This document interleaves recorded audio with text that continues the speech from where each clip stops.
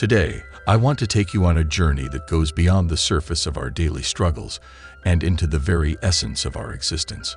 We live in a time of great complexity, where technological advancements and societal progress have made life more convenient, yet paradoxically, many of us are more confused, stressed, and disconnected than ever before. We are constantly bombarded with messages telling us that our purpose lies in self-achievement, in personal success, in material gain. But is this all there is to life? Or is there a higher calling, a greater purpose, beyond just ourselves? At some point in our lives, most of us will find ourselves asking, what is the purpose of it all? This question is not new. Philosophers, theologians, and thinkers have wrestled with it for centuries. But in today's world, where the pressure to succeed, to achieve, to stand out is more intense than ever, this question has never been more relevant.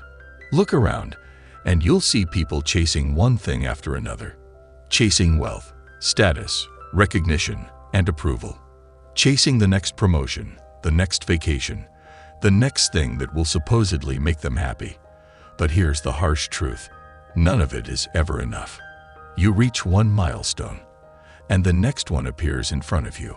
It's like a never-ending race, one that leaves many exhausted, anxious, and empty. Life's purpose is greater than ourselves. It reminds us that true fulfillment doesn't come from feeding our own ego or living a self-centered existence. Fulfillment comes when we shift our focus from ourselves to something bigger, something greater, something eternal. But let's talk about the challenges we face in doing this. In a world that promotes individualism, where success is often measured by personal achievement, it's easy to fall into the trap of thinking life revolves around us, our desires, our dreams, our ambitions. Social media makes this worse by constantly showing us the curated lives of others, making us believe we need to compete, compare, and constantly improve ourselves to be worthy. But friends, the race to self-fulfillment through external means will always leave us feeling empty. Why? Because it's like building a house on sand. It may look good for a while, but it won't stand the test of time. Now you might be asking, if life isn't about personal success, then what is it about? The answer lies in understanding that we were created for a greater purpose, one that starts with God, not ourselves. Think about it this way. Imagine you have a gadget, but no instruction manual. You could spend hours, maybe even days, trying to figure out how it works on your own, but until you read the manual from the creator of the gadget, you'll never fully understand its purpose. Similarly, we were created by God, and until we look to Him for our purpose, we will continue to wander aimlessly, trying to figure out life on our own terms. Let's apply this to the challenges we face today. One of the most pressing issues is mental health. Anxiety, depression, and stress have become almost epidemic. We live in a world of constant comparison, high expectations, and overwhelming pressure. But could part of this be because we're trying to find meaning and happiness in places that can't give it to us? If we think life is all about ourselves, about how much we can accomplish, how popular we can become, how much we can own, then every time we fall short, it feels like failure. And failure is terrifying when you believe that your worth is tied to what you achieve. But when you realize that your life has a greater purpose, one that goes beyond personal success and is rooted in something eternal, then failure becomes just a temporary setback, not a definition of who you are. When we live for something greater than ourselves, we start to see life differently. We start to see that our value doesn't come from what we do, but from who we are in relation to our Creator. We are children of God, created with a unique purpose. And that purpose isn't about hoarding success for ourselves. It's about contributing to something greater. It's about serving others, making a difference, and fulfilling the purpose God has set for us. This shift in perspective is freeing. Instead of constantly striving to prove ourselves, we can rest in the knowledge that our worth is already established. Instead of being consumed by the fear of failure, we can take risks, knowing that our value isn't tied to the outcome. Another issue many people face today, is a sense of disconnection. In a world that's more connected than ever through technology, many people feel isolated, lonely, and out of place. Why? Because we've forgotten how to live in community. We've forgotten that we are meant to be part of something bigger than ourselves, that we are meant to belong to something greater than just our own ambitions. When we live for a greater purpose, we start to see the importance of relationships. Life isn't just about what we can get. It's about what we can give. It's about how we can impact others, how we can use our gifts and talents to serve. It's about contributing to the well-being of those around us, not just ourselves. And here's the beautiful thing. When we live with this mindset, when we shift our focus from ourselves to a higher purpose, we don't just bless others.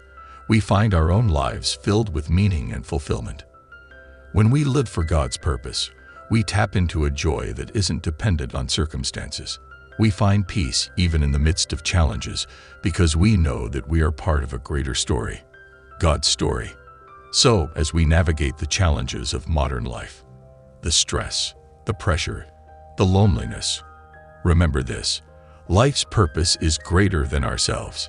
It starts with God, and when we align our lives with His purpose, we find the fulfillment we've been searching for.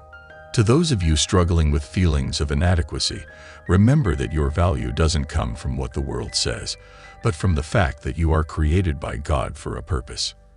To those of you battling anxiety and stress, know that you don't have to carry the weight of the world on your shoulders. Life is bigger than you, and that's a good thing. You were never meant to do it all on your own. To those feeling lost and disconnected, remember that you belong to something bigger, and when you live with that in mind, you will find a sense of belonging and peace. Life is not about us. It's about God and His purpose for us. And when we live with that understanding, we find true fulfillment, peace, and joy. So let's stop chasing the things that only leave us empty and start living for the purpose we were created for, a purpose greater than ourselves. Now, as we continue our journey, I want to take you deeper into the essence of what we discussed earlier, that life's purpose is greater than ourselves. Once we shift our focus from the self-centered pursuits of this world, something remarkable begins to happen. We start to see that life is not just about fulfilling personal desires or ambitions. Instead, we begin to recognize a higher calling, one that transcends our own plans and revolves around something far more profound. And that brings us to our next point. You were created by God for His purpose. Now, I want you to let those words sink in for a moment. You were not created by accident. You were not the result of random chance. No, you were intentionally, carefully, and uniquely created by God Himself for a specific purpose that only you can fulfill. Think about that for a moment. You have a divine calling on your life. There is a plan for you that was set in motion long before you were even born. And that plan, that purpose, is not something you have to manufacture or chase after. It's something you were created for. But in the fast-paced, often chaotic world we live in, it can be easy to lose sight of this. Many people feel like they're wandering through life without direction, without clarity, without a sense of meaning. We try to fill that void with all kinds of pursuits, career achievements, social status, material possessions, but none of these things can ever fully satisfy us because they're not the reason we were created. They're not our ultimate purpose. Let's take a moment to reflect on the struggles many of us face today. There's an overwhelming sense of restlessness in our world. People are constantly searching for something more. We often feel like we're on a treadmill, running faster and faster, but never really getting anywhere. This restlessness stems from the fact that deep down, we all long to live a life of purpose, a life that matters, a life that makes a difference. But how can we do that if we don't know what our true purpose is? You were created by God for His purpose. And until we align our lives with that purpose, we will always feel like something is missing. We may achieve success by worldly standards, but we will never find the lasting fulfillment our hearts crave unless we are living out the purpose for which we were created. Now, you might be thinking, that sounds wonderful, but how do I discover this purpose? The answer begins by understanding that your purpose is not about fulfilling your own dreams or ambitions. It's about fulfilling God's plan for you, and this requires a mindset shift. In today's culture, we're often told that we can be anything we want to be. We hear messages like, "Follow your dreams," or "You can do anything if you work hard enough." While there's certainly value in hard work and ambition, we must also recognize that our lives are not about our plans, but about God's plan for us. It's not about forcing our will upon the world. It's about surrendering to God's will. And when we do this, we find something incredible. We find that God's plan for us is far greater, far more meaningful, and far more fulfilling than anything we could have ever dreamed up on our own. Think about the challenges many people face when they feel like they're stuck in jobs or situations that don't bring them happiness. How many of us have heard stories of people who spend decades climbing the corporate ladder only to reach the top and feel empty? Or how many people pursue fame, fortune, or accolades only to find that none of it brings the joy they expected? The reason for this is simple. We were not created to live for ourselves. We were created by God for His purpose. And when we align our lives with His purpose, everything changes. Let me give you an example. Imagine you're holding a beautifully crafted key. You can admire the key's design, its craftsmanship, its beauty, but the key's true value is only realized when it's used to unlock the door it was made for. In the same way, you are like that key. You were created with specific gifts, talents, and abilities. But those gifts are not meant to serve only yourself. They are meant to fulfill the purpose God designed for you. And when you use them for that purpose, your life finds meaning in ways you never thought possible. But let's talk about one of the biggest barriers that prevents people from embracing their divine purpose. Fear. Fear of the unknown. Fear of failure. Fear of not being good enough. It's easy to get caught up in self-doubt, thinking, "I'm not special. I'm not talented enough. How could God possibly have a purpose for someone like me?" Let me tell you something. God doesn't make mistakes. If you're here, if you're breathing, if you're alive, that means God has a purpose for you. It doesn't matter if you feel inadequate. It doesn't matter if you've made mistakes in the past. God can use anyone, no matter their background, their history, or their limitations. In fact, some of the greatest stories of purpose in the Bible come from people who, by worldly standards, were unqualified. Take Moses, for example. When God called Moses to lead the Israelites out of Egypt, Moses was hesitant. He doubted his own abilities. He said he wasn't a good speaker, that he wasn't the right person for the job. But God didn't choose Moses because he was perfect. God chose him because he had a purpose for him. And when Moses finally accepted that purpose, he went on to accomplish things far greater than he could have ever imagined on his own. You may be sitting here today, wondering what your purpose is. Maybe you're feeling stuck, or maybe you're afraid that you're not capable of living out God's plan for your life. But let me encourage you. You were created by God for His purpose. You are not an accident. You are not here by chance. You have a unique role to play in this world, and no one else can fulfill it but you. But discovering that purpose requires something of us. It requires trust. It requires letting go of our own plans, our own agendas, and seeking God's will instead. It requires listening to His voice, even when it leads us in directions we didn't expect. And it requires courage. Courage to step into the unknown. Courage to embrace the purpose we were created for, even when it feels daunting. As we look around the world today, it's clear that there is so much work to be done. There are people who need love, who need help, who need hope. And God has equipped each of us with the gifts and talents needed to make a difference. The question is, will we use those gifts for our own purposes, or will we surrender them to God's greater plan? When you live for God's purpose, you are living for something eternal. You are part of a story that is far bigger than yourself, a story that has been unfolding since the beginning of time. And when you align your life with that story, you find a sense of meaning and fulfillment that no worldly achievement could ever offer. So as we close today, I want you to remember this. You were created by God for His purpose. You are not a mistake. You are not insignificant. You have a divine calling on your life. And when you step into that calling, you will find the fulfillment, peace, and joy that your heart has been longing for. As we continue our discussion today, I want to turn our attention to the third and perhaps the most challenging point of all, focusing on God's will, not our personal ambitions. We've already talked about how life's purpose is greater than ourselves, and how each of us was uniquely created by God for His purpose. But now we come to a critical crossroads, a moment of decision. Because knowing that we have a divine purpose is one thing, but living it out is quite another. To truly embrace the purpose God has for us, we must make a conscious choice. Will we pursue our own ambitions, or will we surrender to God's will? Now, that word, surrender, can be unsettling. We live in a world where surrender is often seen as weakness, as giving up. We're taught to hustle, to strive, to compete, to never stop pushing forward in pursuit of our goals.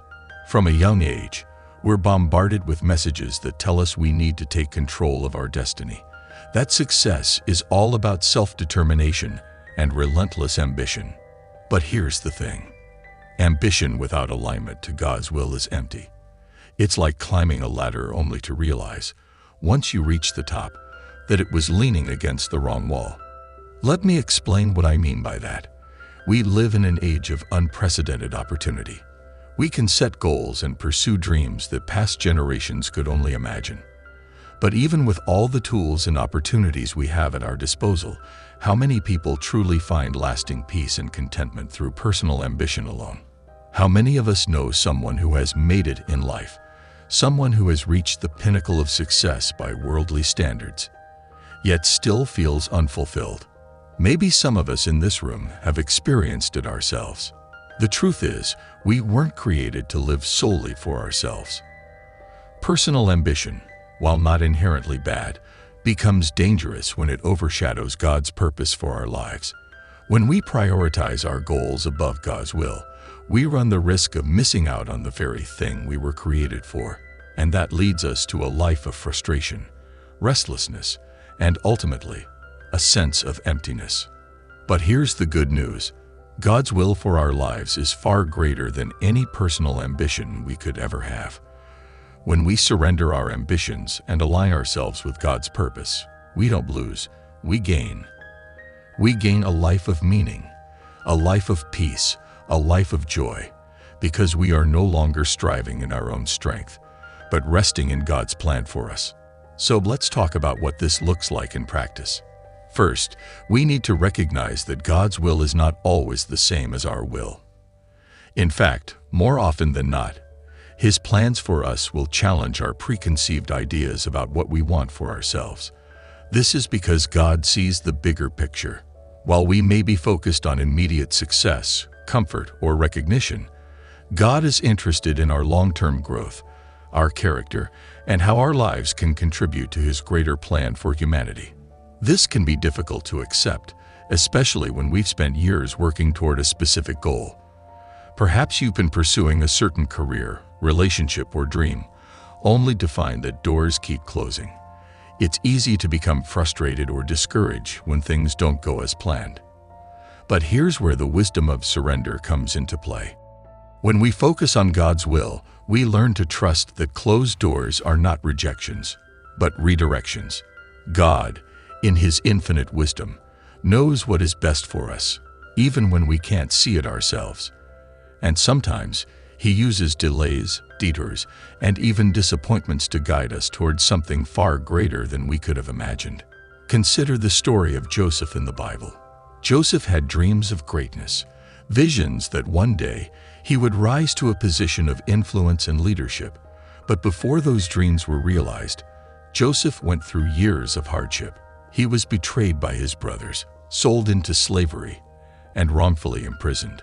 By all human standards, Joseph's dreams should have been shattered. But Joseph remained faithful to God, even in the darkest moments of his life. And in the end, God's plan was fulfilled. Joseph became a powerful leader in Egypt, and his faithfulness saved countless lives during a time of famine. The key here is that Joseph didn't let his personal ambitions dictate his actions. Instead, he focused on God's will for his life, trusting that even in the midst of suffering, God had a greater plan. And because of his surrender, Joseph was able to live out his divine purpose in a way that brought glory to God and blessing to others. This is what it means to focus on God's will. It means trusting that God's plans for us are good, even when they don't align with our own. It means being willing to let go of our own ambitions when they conflict with God's purpose, knowing that His will leads to true fulfillment. But how do we practically do this? How do we align our lives with God's will instead of being consumed by personal ambition? The first step is prayer. Prayer is the foundation of a life surrendered to God's will. When we pray, we are not just asking God to bless our plans. We are seeking His guidance, His wisdom, and His direction. We are opening our hearts to hear what He wants for us, rather than simply telling Him what we want. In moments of uncertainty, when we're unsure of the path ahead, prayer keeps us grounded in the truth that God is in control. The second step is patience. This is perhaps one of the hardest lessons to learn. We live in an age of instant gratification, where we expect immediate results. But God's timing is not our timing. His plans unfold at the right moment, not a moment too soon, and not a moment too late. When we focus on God's will, we must be willing to wait, trusting that He is working behind the scenes in ways we cannot yet see. The third step is obedience. When God reveals His will to us, whether through prayer, through His word, or through the circumstances of our lives, we must be willing to act. Obedience requires courage, especially when God's plans lead us in unexpected or uncomfortable directions. But obedience is the path to fulfillment. When we follow where God leads, we discover that His way is always better than our own. And finally, the fourth step is surrender. This is where we truly let go of our own ambitions and submit to God's will. It doesn't mean that we stop dreaming or setting goals. It means that we hold those dreams and goals with open hands, willing to let God shape them, change them, or even replace them with something better. Surrender is not a one-time decision. It's a daily choice. Each day, we must choose to lay down our plans and ambitions at God's feet, trusting that His purpose for our lives is greater than anything we could achieve on our own. I know this isn't easy. We live in a world that glorifies personal ambition, that tells us success is all about being in control, about making things happen for ourselves. But here's the truth. Lasting success, true fulfillment, comes not from chasing after our own dreams, but from surrendering to God's will. When we do this, we experience a peace that transcends circumstances, a joy that isn't dependent on external achievements, and a sense of purpose that gives meaning to every aspect of our lives. So, as we wrap up today, I want to leave you with this challenge. Take a step back from your personal ambitions and ask God what He wants for your life. Seek His will above your own. Trust in His plans, even when they don't make sense to you. Be patient, be obedient, and be willing to surrender your goals to Him. Because when you do, you will find a life that is richer, fuller, and more meaningful than anything you could have ever imagined. You will discover that true fulfillment comes not from living for yourself, but from living for the purpose for which you were created, God's purpose. As we bring this journey to a close, let's take a moment to reflect on everything we've discussed today. We've explored the profound idea that life's purpose is greater than ourselves.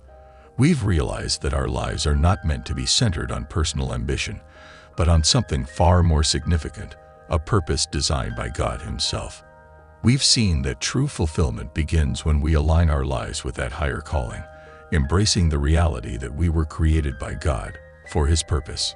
Each of us has a unique role to play, a divine calling that only we can fulfill. But as we've discussed, this purpose is not about following our own plans. It's about surrendering to God's will, trusting in His greater vision for our lives. We've been reminded that personal ambition, while important, is not the ultimate goal. Instead, we are called to focus on God's will, knowing that His plans will lead us to the deeper meaning and lasting satisfaction that our hearts truly desire. In today's world, with all its challenges, distractions, and pressures, it's easy to get lost in the pursuit of success and personal achievement. But I want you to remember that you were not created for a life of striving, but for a life of purpose, a purpose rooted in God's will. And when you embrace that purpose, when you trust in God's plan and let go of the need to control everything yourself, you will find a sense of peace and fulfillment that nothing else can offer. As you leave here today, my challenge to you is simple. Seek God's will for your life. Be open to His direction. Be willing to lay down your personal ambitions if they don't align with His purpose. Trust that He has a plan for you, and that plan is good. And most importantly, remember that living for God's purpose is the only path to a life of true meaning and joy. Thank you for joining me on this journey of discovery, and may you find the strength, courage, and wisdom to live out the divine purpose for which you were created. God bless you all. Thank you.